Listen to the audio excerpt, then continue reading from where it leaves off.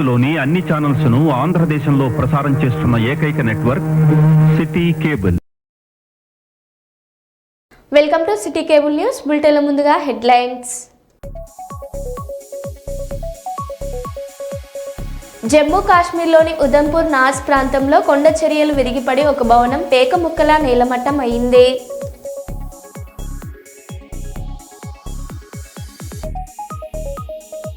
CP technologies ప్రయాణం భారత digital చరిత్రలో ఒక అద్భుత ఘట్టం.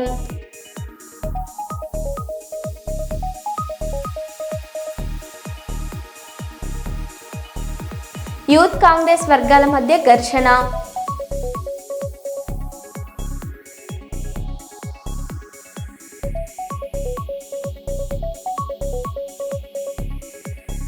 విశాఖపట్నం గాజువాక లావిష్ బ్యూటీ సెంటర్పై టాస్క్ ఫోర్స్ దాడులు.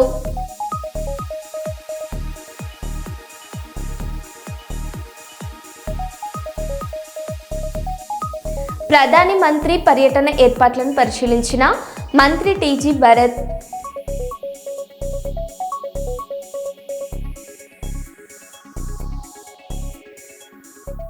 ఇక వివరాల్లోకి వెళ్తే, ములుగు జిల్లా తాడ్వాయి మండలంలోని మేడారంలో ఉన్న శ్రీ సమ్మక్క సారలమ్మ వనదేవతలను మంత్రి పొంగులేటి శ్రీనివాసరెడ్డి, సీతక్క, ఎంపీ బలరాం నాయక్ దర్శించుకున్నారు. ఈ సందర్భంగా అమ్మవార్లకు చీర, సారె, బెల్లం, పసుపు, కుంకుమ సమర్పించి తమ మొక్కులు చెల్లించుకున్నారు.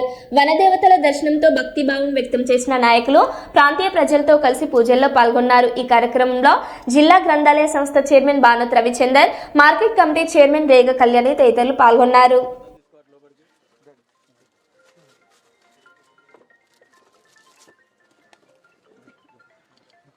కాంగ్రెస్ పార్టీలో అంతర్గత కుమ్ములాట మళ్లీ తీవ్రంగా చెలరేగింది. అంబర్పేటలో యూత్ కాంగ్రెస్ అధ్యక్ష పదవి కోసం ఇరు వర్గాల మధ్య ఘర్షణ చోటు చేసుకుంది.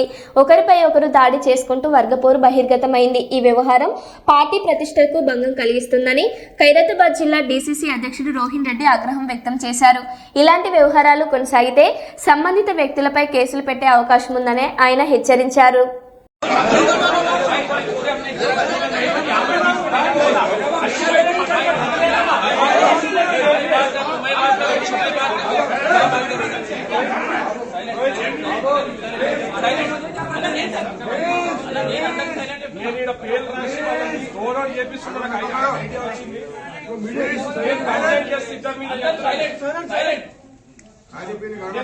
కంప్లైంట్ చేస్తా చెప్తున్నా. నేను ఈడ పైల్వాన్గిరి చేస్తే సీదా లోపల వేపిస్తుంది.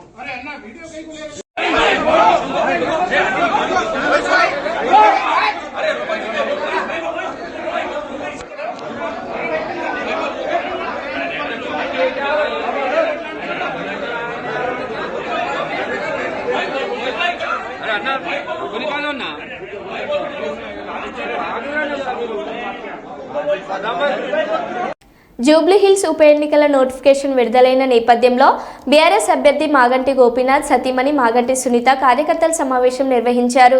ఈ సందర్భంగా ఆమె తన భర్త గోపీనాథ్ను తలుచుకుంటూ కన్నీరు పెట్టుకున్నారు. గోపన్న ఆశయాలను నెరవేర్చేందుకు తాను అహర్నిశలు కృషి చేస్తానని సునీత భావోద్వేగంతో తెలిపారు. ఆమె కన్నీటి మాటలు నిన్న కార్యకర్తలు క్షణం పాటు స్తంభించిపోయారు. కాగా జూబ్లీహిల్స్ ఉప ఎన్నిక నామినేషన్ల స్వీకరణ ఈ నెల 21వ తేదీ వరకు కొనసాగనుంది. అండగా ఇచ్చారు నాకు. గోపీనాథ్ గారి ఆశయాల్ని అందరం కలిసి ముందుకు తీసుకువెళ్దాం.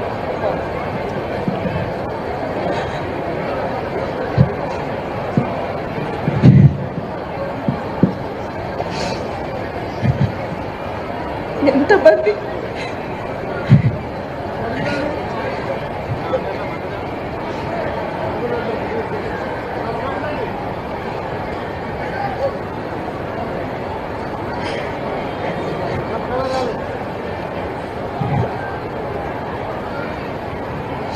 మీ ఇంటి ఆడబిడ్డగా అనుకొని నాతో పాటు అందరూ కలిసి గోపన్న ఆశయాలు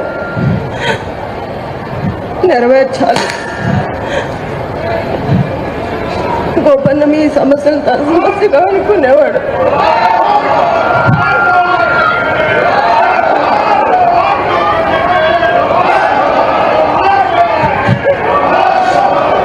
ఎంతమంది మా కుటుంబం లాగా చూసి మిమ్మల్ని చూసి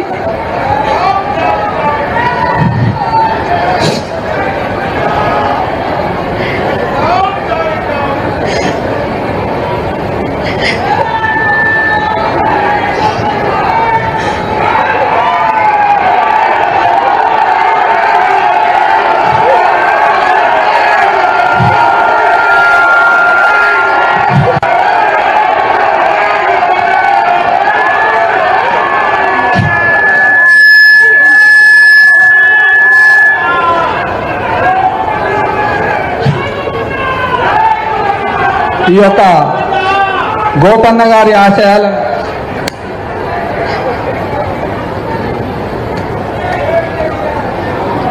బీఆర్ఎస్ జూబ్లీ హిల్స్ కార్యకర్తల విస్తృత స్థాయి సమావేశంలో మాజీ మంత్రి బీఆర్ఎస్ వర్కింగ్ ప్రెసిడెంట్ కేటీఆర్ మాట్లాడారు. ఈ సందర్భంగా సీఎం రేవంత్ రెడ్డిపై తీవ్ర వ్యాఖ్యలు చేశారు. తాను వస్తున్న సమయంలో ఇద్దరు మహిళలు సీఎం రేవంత్ రెడ్డిని బూతులు తిట్టారని తెలిపారు. అన్ని తిట్లు తిట్టిన తర్వాత వారు ఒకటే మాట చెప్పారని అన్న, మీరే చెప్పే అవసరం లేదు, మేము దుర్గాదేవిలా కాళికాదేవిలా కాంగ్రెస్ పార్టీ భరతం పడతామని ఆ మహిళలు అన్నారని కేటీఆర్ పేర్కొన్నారు. మరి జూబ్లీ హిల్స్ లో పోరు షురు అయింది. జనం మన దిక్కున్నారు, నిజం మన దిక్కున్నది, ధర్మం మన దిక్కున్నది. వాళ్ళకేమున్నదో నాకంటే బాగా మీకే తెలుసు. మోసపోయి గోసపడుతున్న ప్రజలు ఇక్కడికి వస్తుంటే, నేను శ్రీనివాస్ యాదవ్ గారు హరీష్ రావు గారు కలిసి వస్తుంటే ఇద్దరు ఆడబిడ్డలు మాకు ఎదురొచ్చింది కారుకు. ఒక అమ్మాయి పేరు శబానా, ఇంకొక అమ్మాయి పేరు స్వప్న. ఇద్దరు నువ్వు ఒకసారి దర్వాజా తీ, తలుపు తీ అంటే తలుపు తీసిన. ఇక వాళ్ళు, నేనైతే నాకు తెలియదు గిన్ని తిట్లుంటాయి హిందీ భాషల, ఉర్దూ భాషల, తెలుగు భాషల గన్ని తిట్లు తిట్టిరు రేవంత్ రెడ్డిని. తెలుగు భాషలో గిన్ని తిట్లు గిన్ని రకాలుగా తిట్టొచ్చని కూడా నాకు తెలియదు. గన్ని తిట్లు తిట్టి వాళ్ళు ఒకటే మాట చెప్పారు, అన్నా మీరు వచ్చే అవసరం లేదు, చెప్పే అవసరం లేదు, మా ఆడబిడ్డలు మేమే చూపెడతాం, ఒక దుర్గాదేవి లెక్క, ఒక కాళికాదేవి లెక్క భరతం పడతాం కాంగ్రెస్ పార్టీది, మోసం చేసినందుకు మేం చూసుకుంటాం వాళ్ళ సంగతి అని చెప్పి దోకాబడ్డ ఆడబిడ్డ శబానా చెప్పింది. దోకా తిన్న ఆడబిడ్డ, మోసపోయిన ఆడబిడ్డ స్వప్న చెప్పింది, మేం చూసుకుంటామన్నా మీరు భయపడకుర్రి అని చెప్పి మాకు ధైర్యం చెప్పిండ్రు. మానవత్వం చాటుకున్న యాదగిరి కిరణ్ మండల కాంగ్రెస్ యూత్ నాయకుడు అస్వస్థకు గురైన చిన్నాన్ని వాగు దాటించిన తెల్లవారుజాము నుండి కురుస్తున్న భారీ వర్షానికి చెరువులు, కుంటలు, మత్తలు పొంగి పొర్లుతున్నాయి. వాగులు, వంకలు పొంగి పొర్లుతున్నాయి. దీంతో పలు గ్రామాలలో రాకపోకలకు అంతరాయం ఏర్పడింది. మహబూబాబాద్ జిల్లాలలో కొత్తగూడ మండలాలలో తెల్లవారుజాము నుండి 2 గంటల నుండి అతి భారీ వర్షాలు కురుస్తుండటంతో వాగులు పొంగి పొర్లుతున్నాయి. రాళ్లతోటి వాగు ఉధృతంగా ప్రవహించడంతో ఒక చిన్నారి అస్వస్థకు గురై ఇబ్బంది పడుతుండటంతో వాగు అవతల ఉండడంతో ఇది గమనించిన కాంగ్రెస్ పార్టీ మండల యూత్ నాయకుడు యాదగిరి కిరణ్ ధైర్యం చేసి కుటుంబ సభ్యులను వాగును దాటించారు.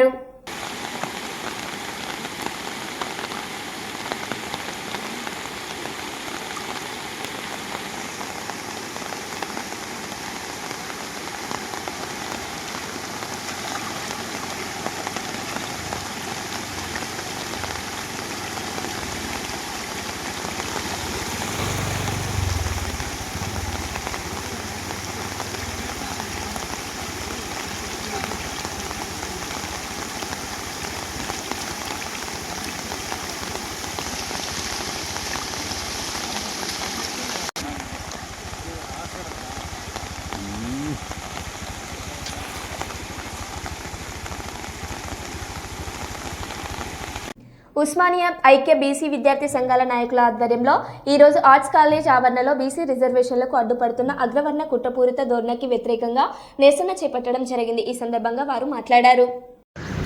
ఏదైతే అనాది కాలంగా వెనుకబడి ఉన్నటువంటి బీసీ జాతికి నేడు 42% రిజర్వేషన్ల ఆశ చూపించినటువంటి పార్టీలు కావచ్చు, మిగతా అన్నీ కూడా 42% రిజర్వేషన్లు వస్తే మా బతుకులు బాగుపడతాయని చెప్పి బీసీలందరూ కూడా ఆశావాహులై ఎదురు చూస్తున్న తరుణంలో కొందరు అగ్రవర్ణాలు బీసీల వెనుకబాటుతనాన్ని ఆసరాగా చేసుకొని, బహుజనుల వెనుకబాటుతనాన్ని ఆసరాగా చేసుకొని తరతరాలుగా అనాది కాలంగా ఈ సమాజాన్ని, ఈ జాతులని పరిపాలిస్తున్నటువంటి అగ్రవర్ణాల కుట్రల్లో భాగంగా నేడు మాకు దక్కవలసిన రిజర్వేషన్లు, మా హక్కులన్నీ కూడా కోర్టు చుట్టూ తిరుగుతూ కోర్టులో మూలుగుతున్నటువంటి పరిస్థితి ఉన్నది. బీసీల 42% రిజర్వేషన్ అంశంపై కోర్టులో కేసులు దాఖలు చేసి, పిటిషన్లు దాఖలు చేసి, కోర్టులో కేసులు వేసి బీసీలను ఇంకా ఇంకా అనగదొక్కాలని చూస్తున్నటువంటి అగ్రవర్ణాలు ఎవరైతే దుర్బుద్ధితో ఉన్నటువంటి ఆ కొందరు అగ్రవర్ణాలని మేమందరం కూడా హెచ్చరిస్తూ ఉన్నాం.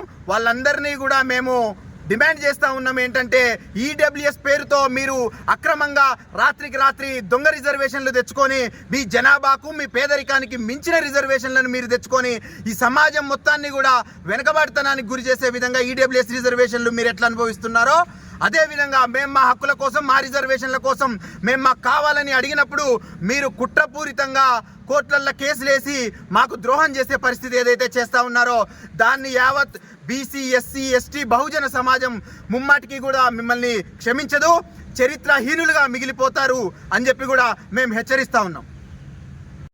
జమ్మూ కాశ్మీర్లోని ఉదంపూర్ నాస్ ప్రాంతంలో కొండ చర్యలు విరుగుపడి ఒక భవనం పేకముక్కలా నేలమట్టం అయింది. लाइव ओ आई कंटिन्यू लैंडस्लाइड आ गई। वो देखो कंटिन्यू नरसों नाल वो दीवार फड़ी इंडियन तरह वो फड़ी ओ आई ओ पूरी फट गई यार, पूरी दुकानें फट गई, पूरी दुकानें। वो देखो पूरी दुकानें, पूरी मार्केट चले गई। ओ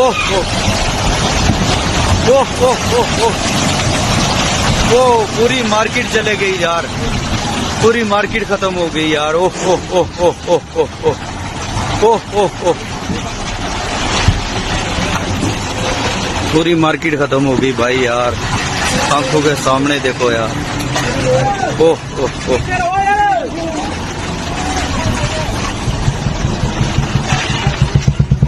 पूरी मार्केट पूरी खत्म हो गई आंखों के सामने यार।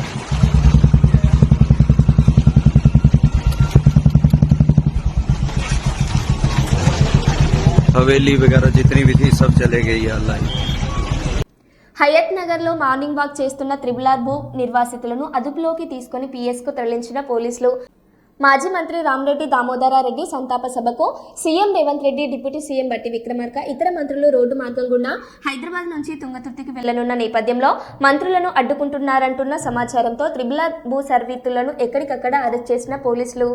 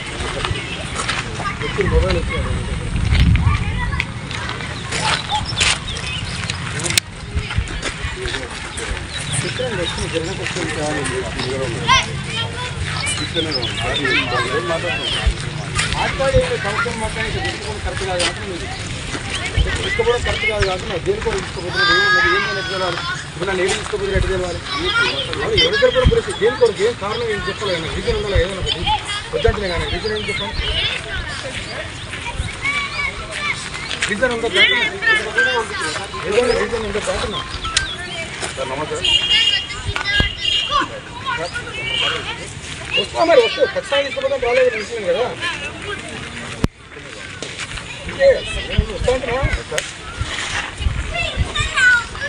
మాట్లాడింది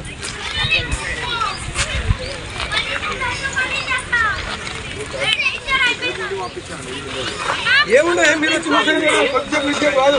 ఇక వచ్చి రచ్చన చేయడం కరెక్ట్ కాదు. అంటే కొద్దిసేపు ఉన్నారు ఎట్లా ఉంటే పోలీసు చెప్తే కొద్దిసేపు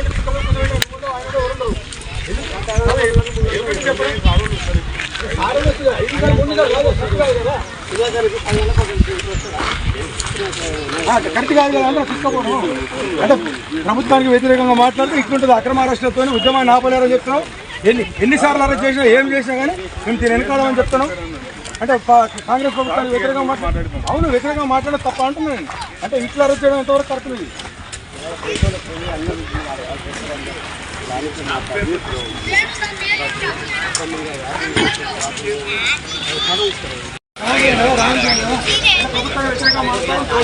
మాతోడంటే సార్ నన్నంటే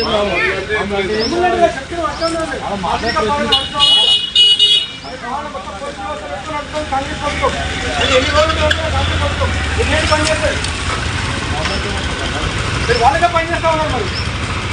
మరి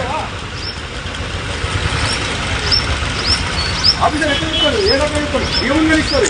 దేని పర్పస్ అని అరెస్ట్ చేయాలి? దేని పర్పస్ అని ఉంటుంది ఇన్ని చెప్పాలి. దేని చెప్పాలి కదా ఆఫీసర్ కరెక్ట్ కానీ ఈ పోలీస్ చేయను, ఆ పోలీస్ చేయను, లొకేషన్ ఇంకో పోలీస్ చేయను ఉంటుంది.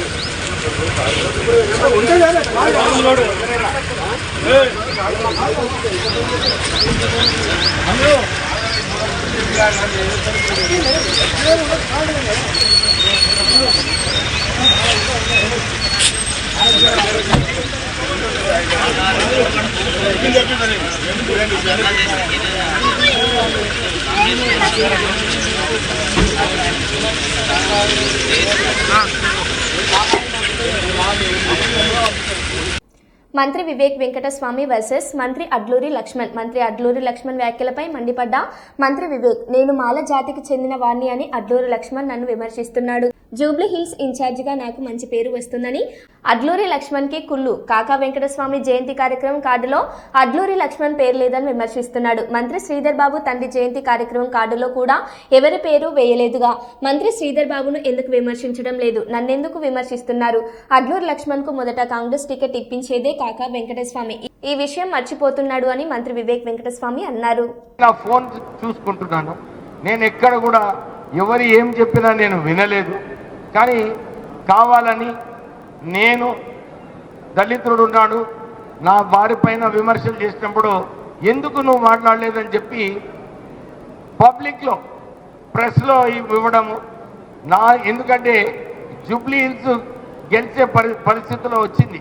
అందరు కూడా అనుకున్నారు కాంగ్రెస్ పార్టీ అక్కడ 12% నెగిటివ్ ఉండే, ఇప్పుడు 5 నేను అక్కడ ఇన్ఛార్జ్ మినిస్టర్గా అయిన తర్వాత అది 5% పాజిటివ్ తీసుకొచ్చినాను.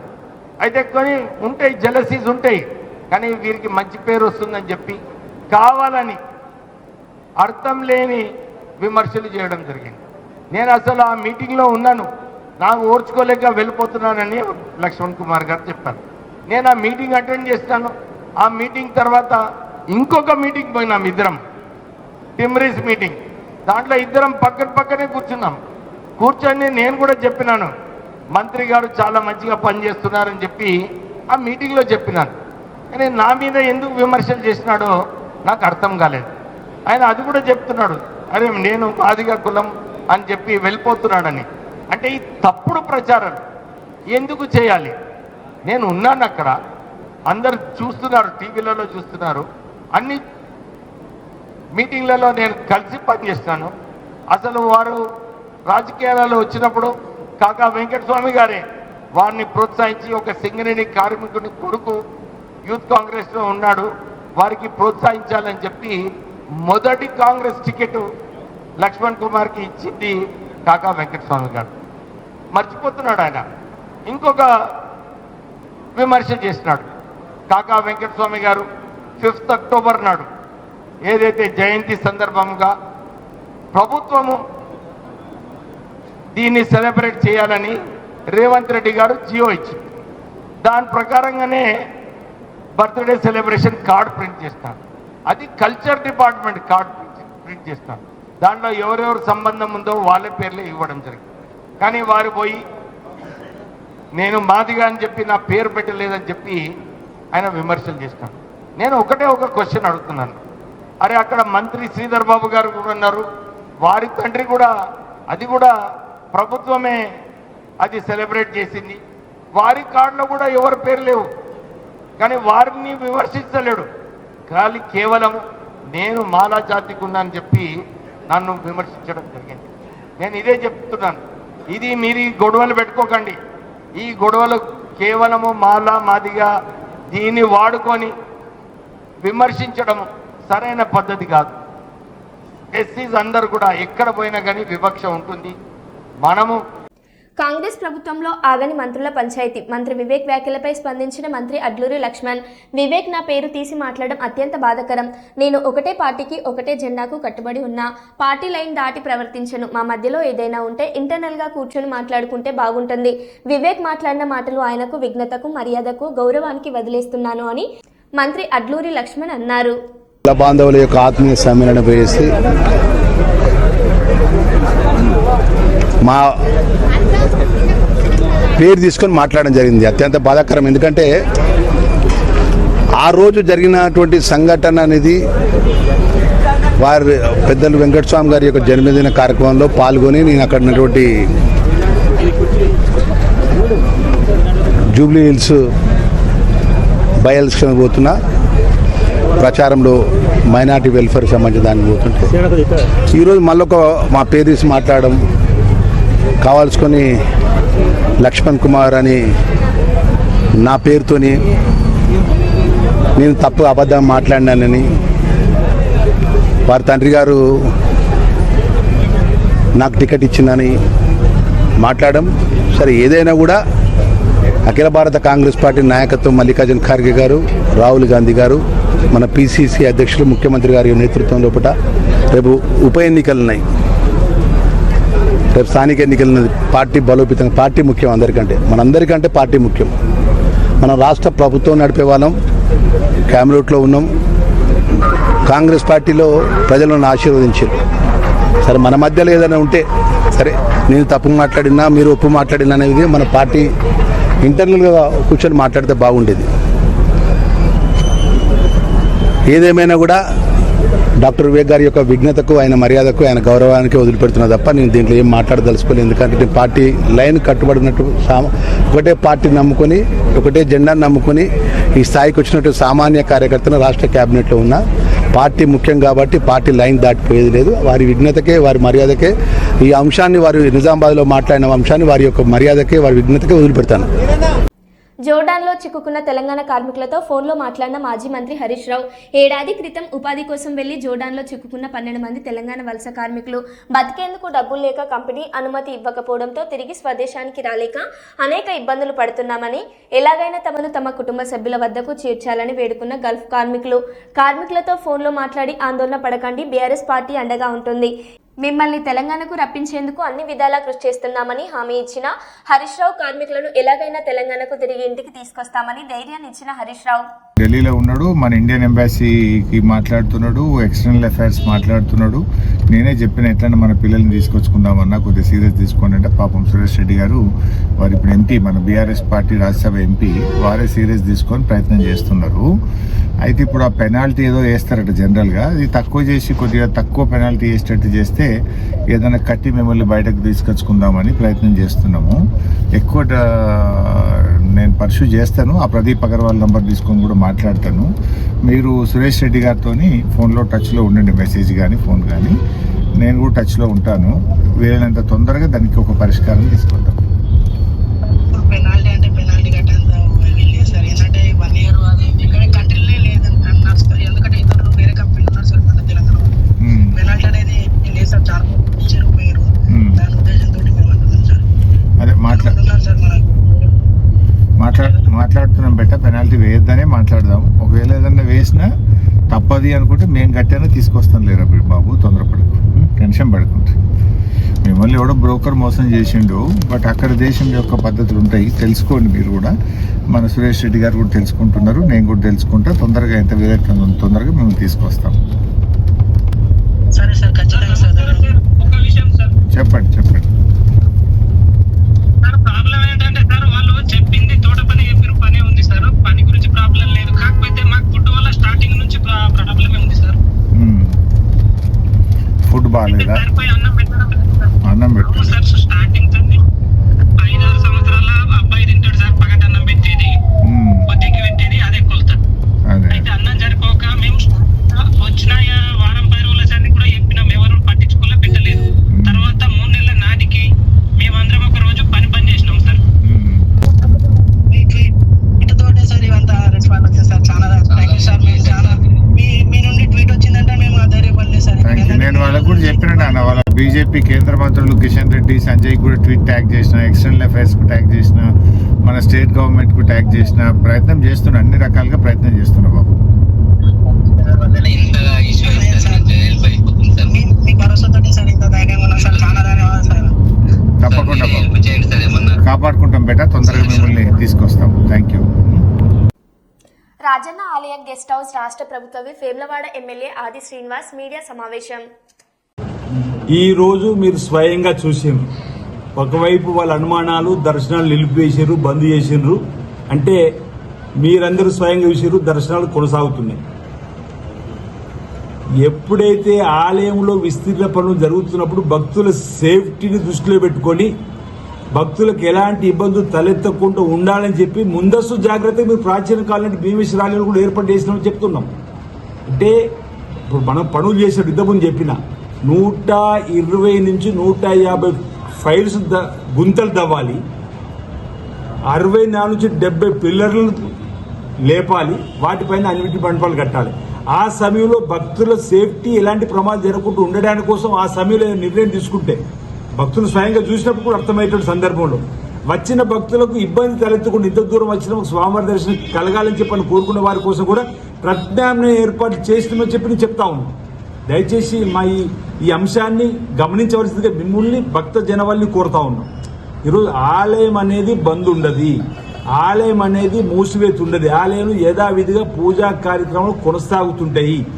దర్శనాలకు సంబంధించి పనులు జరుగుతున్న వేళ ఇల్లు నిర్మాణం చేసుకున్నప్పుడు ఆ ఇంట్లో ఉండలేము అనేటువంటి పరిస్థితి కలిగిన రోజు ఏ విధంగా బయటకు పోతామో ఆ సందర్భంలో మాత్రమే ఇప్పుడు వచ్చిన వారికి అర్థమవుతుంది, మాకు అర్థమవుతుంది, మీకు అర్థమవుతుంది. ఏదైతే 120 నుంచి 150 ఫైల్స్ గుంతలు తవ్వి అండర్ గ్రౌండ్ లో గట్టి ధర వచ్చేంత వెళ్లేటువంటి సందర్భంలో కానీ పెద్ద పెద్ద మిషనరీస్ ఉండి పిల్లర్స్ లేపినప్పుడు కానీ స్లాబ్లు వేసినప్పుడు కానీ అక్కడ పరిస్థితి లేనప్పుడు అందులో పోలేని పరిస్థితి ఉన్నప్పుడు మాత్రం వచ్చిన భక్తులకు ఆల్టర్నేటివ్ మేము భీమేశ్వరాలు ఏర్పడేసినాం. అంతవరకు ఈరోజు మీరు చూసారు, ఈరోజు అక్కడ పనులు ఏం లోపల జరుగుతలేవు కాబట్టి భక్తులు దర్శనం చేసుకున్నారు. వాళ్ళకి ఈరోజు ఒక ధర్నానా లేకపోతే వాళ్ళకు రిప్రజెంటేషన్ వాళ్ళకు భక్తుల ఆలోచనకు అనుగుణంగా భక్తుల విశ్వాసాన్ని కల్పించి ఒక రిప్రజెంటేషన్ ఇచ్చినప్పుడు కూడా మా వాళ్ళు చూపించారు ఈ రోజు జరుగుతుందని చెప్పండి. ఇక్కడ దయచేసి భక్త జనాలు గమనించబడరు.